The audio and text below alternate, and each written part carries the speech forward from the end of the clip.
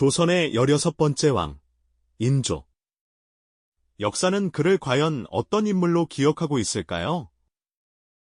혹자는 반정으로 왕위에 오른 성군으로 칭송할지도 모르겠습니다만 사실 대다수는 그를 치욕적인 항복을 이끈 무능한 왕이라는 꼬리표와 함께 기억하고 있을 겁니다. 과연 인조라는 인물은 태어날 때부터 비극을 품고 있었던 걸까요? 아니면 그가 왕위에 오르는 과정, 즉 인조 반정 그 자체가 조선이라는 나라의 거대한 비극을 잉태한 씨앗이었을까요? 우리는 오늘 단순히 왕이 바뀌었던 사건으로만 알고 있던 인조 반정이 사실 조선의 운명을 뒤흔든 거대한 상처의 시작이었다는 점을 함께 추적해보고자 합니다. 우리가 미처 알지 못했던 역사적 사건의 이면에는 왕실과 백성 모두에게 깊은 트라우마를 남긴 인조 반정의 진짜 의미가 숨겨져 있습니다. 그리고 그 깊은 후유증이 어떻게 조선의 미래를 송두리째 바꿔놓았는지, 그 비극적인 흐름을 따라가다 보면 역사의 냉혹한 이면을 마주하게 될 겁니다. 자, 그럼 캄캄한 어둠 속 폭풍전야의 긴장감이 감돌던 그때로 함께 떠나볼까요? 이야기는 광해군 시대로 거슬러 올라갑니다. 당시 광해군은 명나라와 새롭게 부상하던 후금 사이에서 중립외교라는 실리적인 노선을 택하며 위태로운 균형을 유지하고 있었죠. 하지만 이러한 실리 외교는 당시 조선 사회의 주류였던 서인 세력의 거센 반발을 불러왔습니다.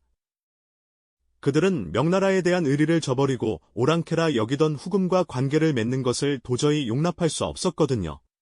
게다가 광해군이 어머니인 임목대비를 패하고 형제들을 죽였다는 이른바 패모살제라는 명분은 서인 세력에게 광해군을 끌어내릴 결정적인 빌미를 제공하게 됩니다. 어둠이 짙게 깔린 궁궐 안, 광해군의 어진이 고요히 걸려있는 맞은편에서는 서인 세력의 밀담이 밤늦도록 이어졌을 겁니다. 그들은 유교적 대의를 바로 세우고 명나라에 대한 의리를 회복하는 새로운 조선을 꿈꾸었죠. 그렇게 1623년 3월 12일, 서인 세력은 능양군을 추대하여 궁궐을 에워쌌습니다. 긴박했던 새벽, 병사들의 함성과 함께 인조 반정은 성공했고, 광해군은 폐위되어 쓸쓸히 유배길에 오르게 됩니다. 반정 세력이 꿈꾸던 이상은 과연 현실 속에서 꽃을 피울 수 있었을까요? 그들은 새로운 시대의 문을 열었다고 생각했지만 사실은 조선을 거대한 파국으로 이끄는 길목에 서 있었던 겁니다. 반정으로 권력을 잡은 서인 세력은 자신들의 명분을 지키기 위해 친명배금, 친명배임 정책을 더욱 강화했습니다. 명나라를 섬기고 후금을 배척한다는 너무나도 강경한 외교 노선이었죠. 하지만 이는 후금과의 관계를 급속도로 악화시키는 결과를 초래했습니다. 북방 국경에서는 후금 병사들의 그림자가 더욱 짙게 드리워지기 시작했고 언제 전쟁이 터질지 모르는 일촉즉발의 위기감이 조선 전역을 짓눌렀습니다. 더 큰 문제는 내부에서 터져나왔습니다. 반정에 공을 세운 공신들 사이에서는 공훈 책정을 둘러싼 갈등이 끊이지 않았고 서로를 견제하며 분열하는 모습을 보였습니다. 결국 이러한 불만은 1624년 이괄의 난이라는 최악의 사태로 폭발하고 맙니다. 반정의 핵심 공신 중 한 명이었던 이괄이 불만을 품고 반란을 일으킨 것이죠. 이괄의 군대는 파죽지세로 한양을 함락시켰고 인조는 공주로 피난을 가는 다급한 상황까지 벌어졌습니다. 왕이 수도를 버리고 피난을 가야 할 정도로 국가 시스템은 완전히 혼란에 빠졌고 무력화된 모습을 보였습니다.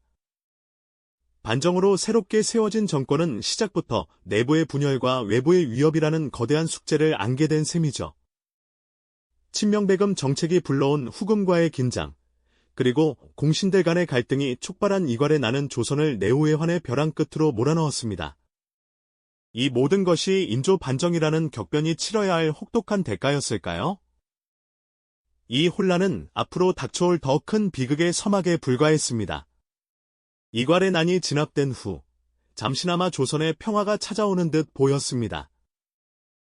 하지만 인조 정권이 강력하게 추진했던 친명배금 정책은 후금과의 관계를 돌이킬 수 없는 파국으로 이끌고 있었죠. 1627년 후금은 조선의 형제의 맹약을 요구하며 압록강을 건너 침략했고 이것이 바로 정묘호란입니다. 인조는 또다시 강화도로 피난을 떠나야 하는 다급한 상황에 놓였습니다.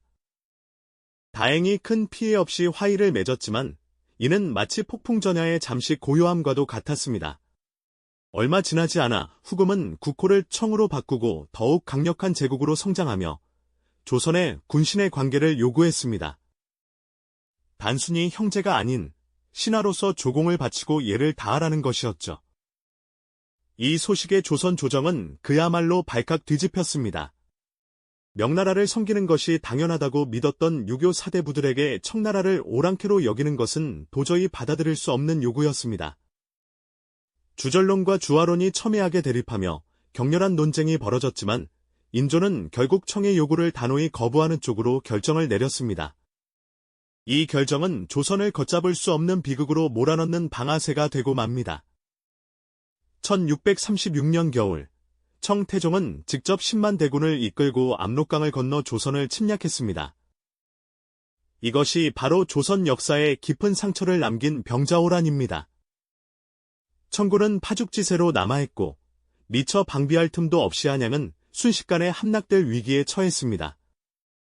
인조는 급히 남한산성으로 피신하여 항전을 준비했지만 이미 때는 늦었죠. 겨울의 혹독한 추위와 점차 바닥을 드러내는 식량 부족, 그리고 청군의 맹렬한 공격 속에서 남한산성의 고립은 점차 심화되어 갔습니다.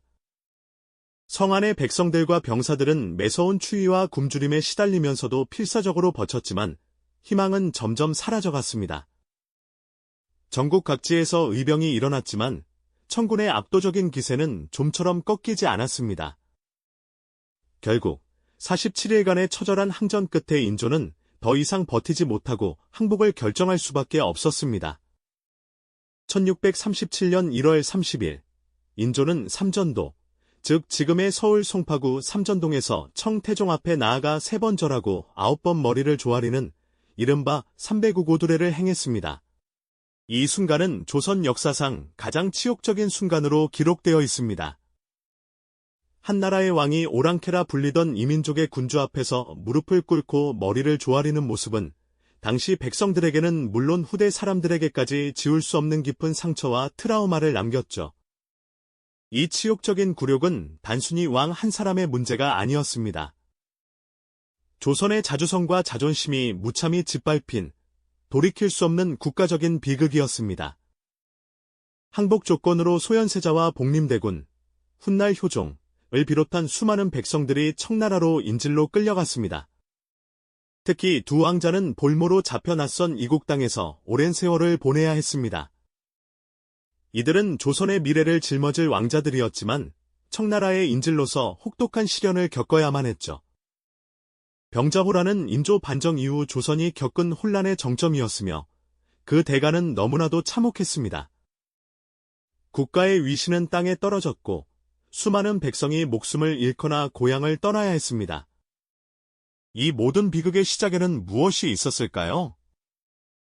인조 반정으로 권력을 잡은 서인 세력의 맹목적인 친명배금 정책이 청나라를 자극했고 이괄의 난으로 약해진 국력은 외세의 침략에 속수무책으로 당할 수밖에 없었던 것입니다. 왕위를 지키기 위해 벌였던 반정이 결국 나라와 백성을 더 큰 고통 속으로 밀어넣은 아이러니한 상황이었죠.